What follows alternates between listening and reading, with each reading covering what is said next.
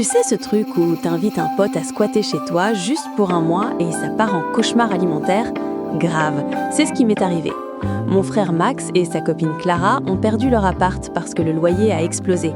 Ils ont une petite de 8 ans, du coup impossible de laisser la gamine dans la galère.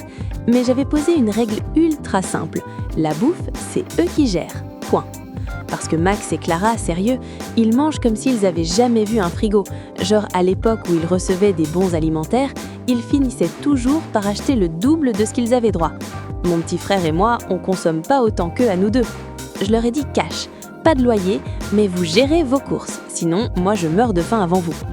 Clara bosse non-stop pour eux, Max il est au chômage depuis presque un an.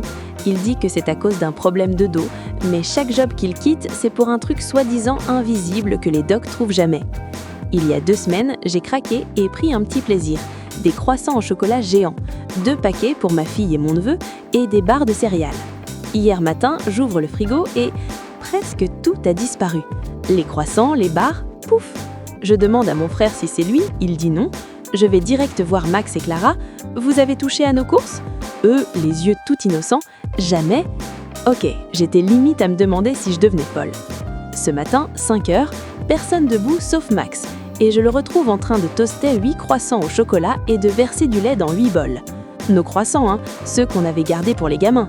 Il avait aussi son propre café et jus, mais tout le reste, c'était le mien.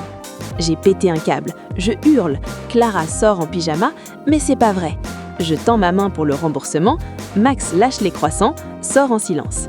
Clara revient, dépose 2 billets sur le comptoir et ils disparaissent, tous les 3, avant 7 heures. Mon mec arrive juste au moment où il charge la voiture, il capte rien. Je lui explique tout, le mensonge, le grignotage clandestin, les 40 € de croissants partis en fumée. Il reste juste à me regarder en silence pendant qu'il s'éloigne. Et voilà, morale de l'histoire, c'est pas les croissants, c'est le mensonge qui m'a achevé. Et Max, il a jamais dit pardon.